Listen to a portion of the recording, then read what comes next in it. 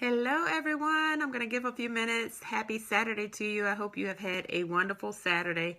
Um, I am excited to share something that happened to me last night that I hope will bless you today. So I'll give it a few minutes. You may be out and about. So if you're watching the replay, please let me know where you're watching from and let me know what's the weather where you are. Here in Atlanta or Georgia, we're not in the actual city. It is beautiful here today. So it was pouring down rain earlier. So let me know where you're watching me from. So I just want to share something that God brought full circle for me last night. So I have to rewind a little bit. So just bear with me. So you guys know that I always have a point to my story. So just be patient. So I have this tag watch. So you can see here.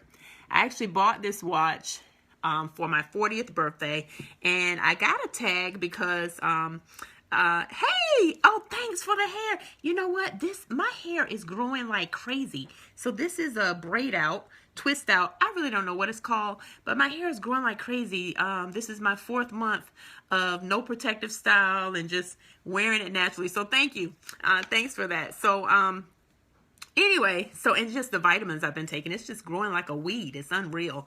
So I appreciate that. So anyway, so my 40th birthday, I was single, and my parents gave me this amazing 40th birthday party. And I remember driving home to the party. I lived in Atlanta, but I was single, like I said, and I wanted to buy myself a tag watch. And the reason I wanted to buy it is because I worked with physicians. You guys have heard that I was in the pharmaceutical industry 21 years until this year when I started doing my business full time. But anyway, so as I would sit at dinner with a lot of these physicians, they would talk about a tag watch that they would buy for their wives. And I love them.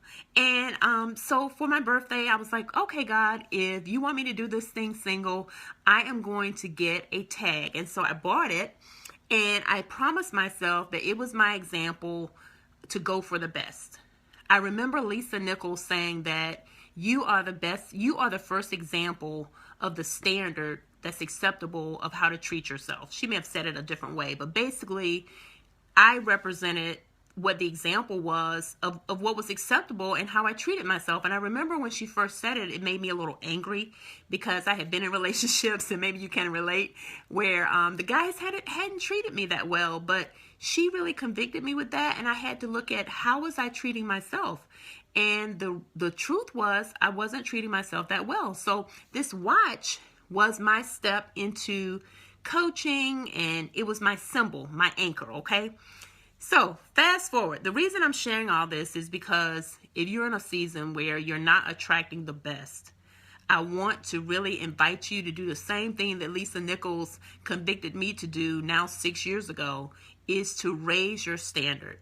And you got to go first. Raise your standard. And whether it's a tag watch for you or whatever it may not even be something you purchase. Maybe it's the way you take care of yourself. You have to go first. So last night, my husband and I were at dinner, and he gets up. He was like, oh, I'm going to the restroom. And he stays a really long time, and I'm hoping that he's okay. And he comes back with this jewelry bag, and he has this tennis bracelet. So I'm not having it on because I'm working, but tennis bracelet. And I just start crying. I start crying because he shares with me that he wants it to be my example that I deserve the best. He says, I promise you all, he says the words to me almost identical to the words that I was saying in my prayer 6 years ago.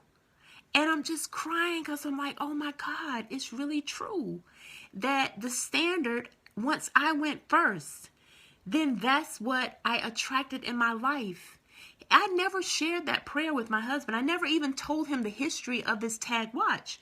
And so, I mean, the tears are coming, and he was like, I want you to look at this tennis bracelet, and when you're talking to your clients and they don't want to invest in your program, I want you to look at that bracelet and know that, you know what, then that's not the client for you. And he was giving me just a great little homily like he always does. And and I just couldn't stop crying because just the power of God and just the power of setting a standard, raising the standard in your life is so powerful. and sometimes we can wrestle with things. I know I wrestled with things for years, but when I looked in the mirror and said, Cledra, what are you negotiating in terms of your standards? And I got real about how I was taking care of my body. I got real about how I was taking care of my emotional house. You know, the people I hung around, the friends I allowed in my life. I got real about, you know, not gossiping about people anymore. You know, and it's amazing when I stopped talking about other people, how a lot of the people that I used to hang around, we didn't have anything in common anymore. And so I'm just sharing that to say that go first. You go first. Whatever it is you want. You know, if you're single now, like I said, I had some sadness about my 40th birthday because I was like, God, I'm still single. I'm doing all these things. I'm working on myself. You know, all the things people tell you, work on yourself, you know, just let it go, give it to God, all those things. I was doing all those things, but just getting frustrated and getting tired. And, but I wanted to get something to anchor me in the fact that there was one option, and that was the best. And becoming the best version of you, make that the only option. The best version of you, make that the only option. And once you decide, and that word alone means to cut off any possibility of anything else. Once you decide that the best version of you is the only version that's acceptable, watch how things start to fall away and watch how other people start to be attracted to your life. So I hope you guys enjoyed this. Let me see your comments. Tasha says, great idea. I think I would treat myself to a tag for my 50th. Yes! In the past, I didn't think this, but now I know I'm realizing I deserve the best. Yes, you deserve the best. Absolutely. Absolutely, you deserve the best. And I love mine. I think I'm going to get another one. I love it. I love it. Hey, Evelyn. Hey, Jack. Hey, Gina. Hey, Yvonne. And so I hope this bless you and encourages you. So let me know. Give me some feedback about the standard that you've set. When you look at yourself and you look at your life, you look at how, you know, you're taking care of yourself. And I don't mean just physically, but I don't mean to exclude that either. Include that, but don't limit it to that. But how are you taking care of your financial house? How are you taking care of your mental well-being, your spiritual well-being, your physical well-being? Absolutely. Your relationships. You know, just how are you treating yourself? And when you look at that, then look at the people you're attracting at that level and then ask yourself, can I raise the bar? Can I raise the bar? The truth of the matter is I think we can always raise the bar. I know I can raise my bar even more, you know. And so let me know. Let me see what else someone else says. Right on time, just turned 40. 2 weeks ago. Oh, happy 40. Welcome to chapter 40. Look, I have loved my 40s. I'm almost leaving them now, but well, 3 years. I have loved them, and it's something about turning 40 where it was for me that it just really woke me up to the fact that, you know what, this thing ends. And as life has continued to go on, my sense of urgency that this journey ends is even greater. And I don't mean that in a morbid sense, but it like has like made me awake to the fact that I don't have time for drama. I don't have time to be talking about anybody. If I'm going to talk about somebody, I'm going to talk about how I can be better, how I can be a better servant. But I don't have time to talk about any of you. And, you know, even the negative comments that I get on Facebook when people call me names, I don't even have time to talk about that anymore. I'm going to bless them, release them, you know, whatever's going on with them, then God bless them, you know. But life ends, and there's something that you're called to do here. There's something I'm called to do here, and we can't do that in mediocrity. You know, we can't do that by settling. We can't do that by renegotiating the standard in our health and wellness and our spiritual well-being. And so I hope you guys enjoyed this. Let me know. Like I said, let me know. Yvonne says, this has blessed me as I grieve my sister's death. Oh, I'm sorry to hear that. I will raise my bar as life is short and I want to be my best. Absolutely. That is such a, first of all, hugs and prayers to you. Grief is really, really challenging. I mean, I'm in it myself still as I approach almost 2 years of my dad's sudden loss. But God continues to show me that, you know what? What's the lesson in it? The lesson, the big overarching lesson is that love is the thing that will last. And that's what I want to hold on to. You know, even when people aren't lovable or treat me in an unloving way, love is what I want to hold on to. And I hope that's what you all will commit to doing as well, because there's a standard that comes when you make love the commitment. You know, there's a standard of it.